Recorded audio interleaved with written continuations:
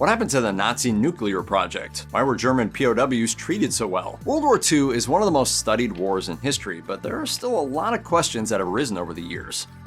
On the morning of December 7, 1941, hundreds of Japanese aircraft suddenly arrive in the airspace above the Pearl Harbor Naval Base in Honolulu, Hawaii. With a barrage of munitions, Japanese forces destroyed much of the U.S. fleet stationed there, including over 300 planes, 4 battleships, 2,335 U.S. service members, and 68 civilians. Nobody imagined the Japanese would do such a thing. This was almost like science fiction. The attack sprang out of a tangled network of long-simmering rivalry and resentment between the U.S. and Japan. Many sources point to the beginnings of the tensions in the late 19th and early 20th centuries, but things got real after 1931 when Japan invaded Manchuria. Things got even realer when Japan straight up invaded China proper in 1937. The really real tensions hit in September 1940 when Japan entered into the tripartite pact with Germany and Italy. By late 1941, Japan had effectively decided the US was in its way. Though the nation's plan was sound in theory, the attack on Pearl Harbor specifically is still difficult to understand. US forces were already considerable, thanks in part to a 1940 military draft that helped the armed services grow to almost 2.2 million members by December 1941. And though Japan's attack inflicted a massive amount of damage, they didn't achieve near total destruction of the fleet. You could make the case that of all the places Japan invaded in early December 1941, Philippines, Guam, Wake Island, modern-day Malaysia, Singapore, and Hong Kong, the Pearl Harbor attack was the least successful. You know, we should just do something on that day in a future video.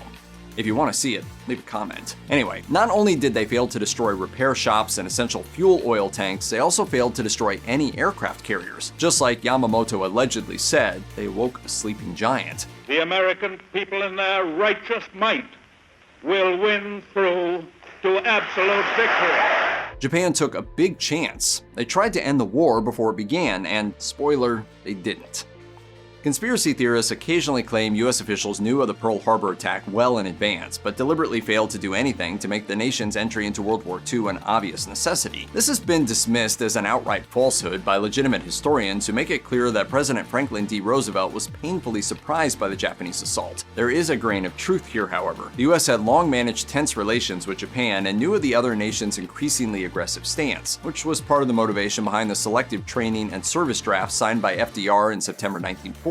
This was ostensibly the first US peacetime draft, but was clearly influenced by growing tensions with Japan and the fact that World War II had already begun in Europe. What's more, Japanese officials warned US military personnel on at least 3 occasions: October 16th, November 24th, and November 27th, 1941. Admiral Husband E. Kimmel, co-commander of the base at Pearl Harbor, was directly cautioned by Japan to execute an appropriate defensive deployment, though no other details were given. But when someone tells you to defend yourself, you should probably take heed. Part of the problem is that the US didn't exactly know where they needed to take defensive deployment. As we mentioned before, turns out everywhere. Kimmel and other commanders did prepare somewhat, but this included closely grouping craft on airfields, which is a great way to get a group of aircraft destroyed rather quickly, and only partially increasing monitoring around the Hawaiian Islands. It doesn't appear that FDR or any officials in Washington were aware of Japan's true intentions until mere hours before the Pearl Harbor attack. So, did the US know?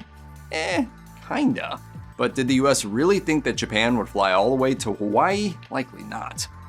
When your nickname is the Desert Fox, you know you're pretty good at the game. Even Allied leaders admitted to having some respect for Erwin Rommel, with UK Prime Minister Winston Churchill claiming that the German commander was a formidable adversary. Cool nickname and Churchill praise aside, a more fitting moniker would have been the Desert Procrastinator. Robert Citino, senior historian for the National World War II Museum, puts a lot of the early praise on Rommel thanks in part to one Adolf Hitler.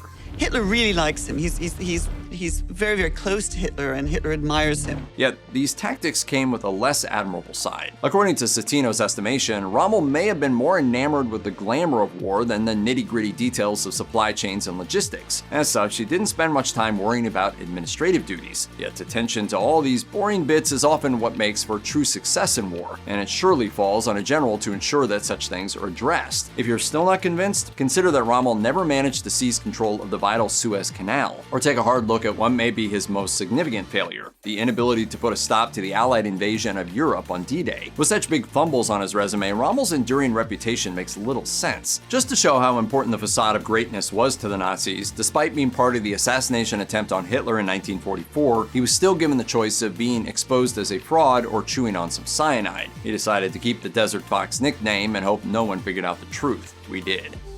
By early 1942, many Americans were understandably on edge. There were a lot of folks expecting a mainland attack on the US. Sightings abounded along the west coast of Japanese forces in the sky and seas, with most dismissed as mistaken identities. There were a few real attacks. A Japanese submarine attack on an oil field near Santa Barbara took place on February 23, 1942, and the often forgotten bombing in Oregon a few months later. But the best remembered today is the one with the most clicky name, the Battle of Los Angeles. On the night of February 24th, military forces received instruction to prepare for an unconfirmed Japanese assault. In the first hours of February 25th, radar supposedly picked up signs of an invading force. LA went into a blackout. No lights anywhere.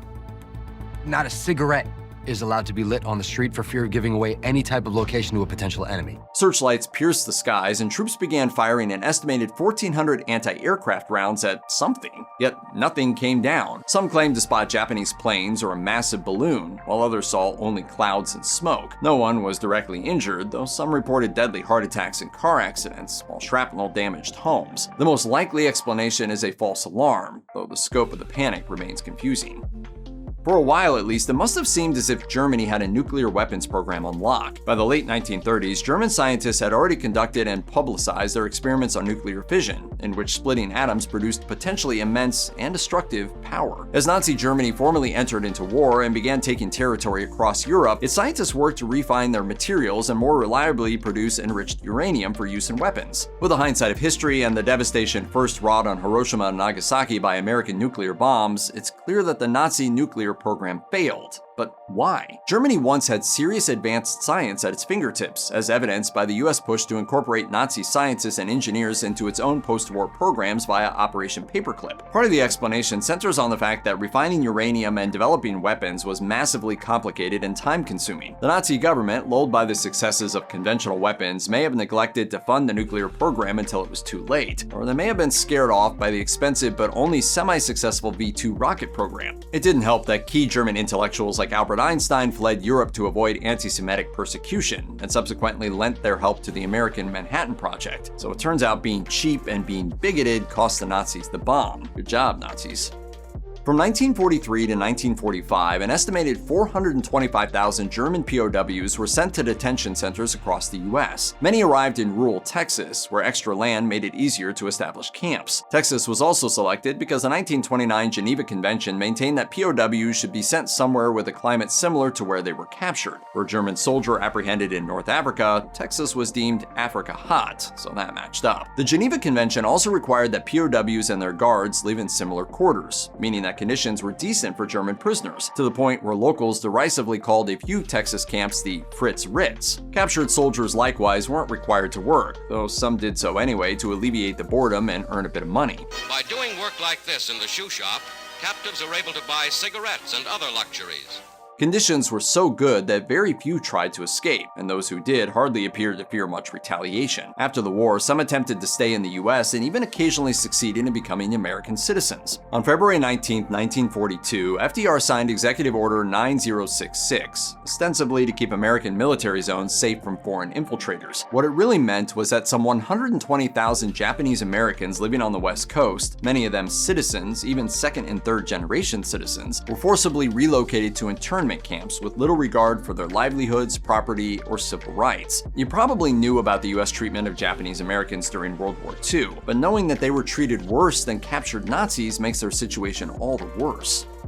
We have covered the bombings of Hiroshima and Nagasaki extensively in another video, so feel free to watch that one after this for a bit more detail. And yes, we know this is a passionate subject. Just look at the comments on that other video. We're just gonna try and lay out the facts for you here. The main question is, was it necessary to nuke Japan? Internally, military officials also claimed that a land invasion would kill up to 1 million US service members, and would claim even more Japanese lives. If Japan continued to resist and US plans for a land invasion went ahead in what the Allied forces called Operation Downfall, it's possible that an already resource-stressed Japan would have surrendered. Or it could have been that fierce Japanese resistance, like that seen from both combatants and civilians at Okinawa and Iwo Jima, would have spiraled into a bloody guerrilla war. You can make the case for either side. Advocates for the fierce Japanese resistance point out that it took 2 nukes for Japan to finally surrender. On the other side, there were some peace feelers thrown out there by some members of the Japanese government, but we need to point out that they all had Japan keeping their emperor in power. That was a position not tenable to to Allied forces. Even if the nuclear strikes in Japan avoided all that at a terrible price, they served additional purposes. The Soviet Union, which was quickly emerging as a major rival to the US, now saw what America was capable of doing, as did any leader sympathetic to Soviet communism. One of the questions today, therefore, is, did the US nuke Japan to send a message to the Soviets or to truly end the war?